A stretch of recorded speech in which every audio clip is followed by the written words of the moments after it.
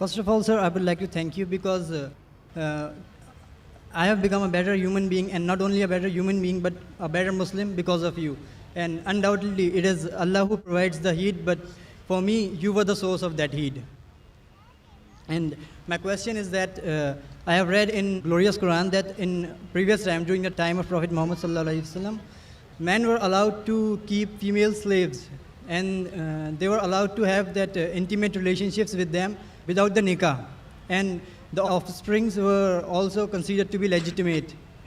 So, I mean, wasn't it any kind of degradation of the honor of the women? And were women allowed to do that, or this privilege was only confined to men? Brother asked a question that at the time of the Prophet, there were women who were slave women, and you were allowed to have sex with them even without marrying. So why was it allowed? What is the privilege? And is the vice versa permitted or not? There are many verses in the Quran which say that you can have sex with whom those are your wife and what your right hand possesses. Right hand possesses means they were the slaves, and at the time of the Prophet, the wars used to take place. And when wars used to take place, they were captives. When they were captive from both the sides, the men and the women, they became slaves. Though if you analyze, there are verses in the Quran, which also says in Surah Nisa, chapter number 4, verse number 25, if you do not have the means to get married, then marry a slave woman and give her freedom in mahr. That if you don't have the means to get married. So marry a slave woman and give her her freedom as mahr. So here it's encouraging that... Although the slavery has been abolished, Brother, you asked a question. Your question is over. it is correlated actually. You cannot correlate. You have to go behind the queue to correlate. You asked the question, we heard your question, it was long. If we start correlating always, non-Muslims are allowed. Muslims, they can go behind the queue, no problem. If we start correlating, we'll be able to handle very few questions. For non-Muslims, I'm a bit more lenient. So now the thing is that, so it's preferable to marry. Vice versa, it's not possible. It is only for the female women slaves that the man can have sex. The Quran doesn't say the vice versa.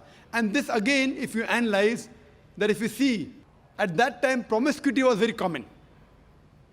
Promiscuity and having sex outside the bond very common. So Islam has brought it in stages. Like as alcohol was very common, the first verse of the Quran of Surah Baqarah chapter 2 verse number 219 says that in alcohol there is profit and loss. Loss is more than profit. The next verse was revealed in Surah Nisa chapter 4 verse 43 that do not pray with your mind befogged. Means when you're praying, don't have intoxicants. Finally the ban came in Surah Ma'idah chapter 5 verse number 90 that alcohol is banned. So here, first Almighty God, Allah subhanahu wa ta'ala prohibits any other sex. Only two people allowed. Your wives and that which your right hand possesses. Now in this age, we don't have, any wars. It may take place. People say that the Quran talks about slavery. Is it justified? I said, yes, why not? You know why? Because today we know that internationally slavery has been banned. But do you know what's happening in Guantanamo Bay? Due to the laws of UN resolution, how they treat the prisoners of war. If you compare that with the Islamic law is far superior to what's happening in Guantanamo Bay. And after a few days, we have a speaker coming by the name of James E. He's a Chinese. And he was put in Guantanamo Bay. He will give you a story, so do attend that talk. So if you see what is done in Guantanamo Bay, and the way the prisoners of war are ill-treated, they're imprisoned. In the Islamic law, the slave is free to move around. Imagine, prisoner of war, but free to move around. Great. Major thing, you're giving them a place to walk. They can go to the market, they cannot run away. But if they run, what are you going to do? You'll have to catch up with them. But imagine a prisoner of war is not chained. In the normal prisoner of war, you have prison camps with electric wires, they can't go out. All sorts of nonsense goes there, All sorts of sexual abuse goes there. Do you know that? What nonsense goes? So the Islamic law, even if I agree, how they treat the slave is far superior than the UN Charter.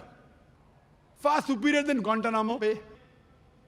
But in Islam, Islam disagrees with having sex outside the marital bonds. So just the restriction, it was permitted that time, what your right hand possesses.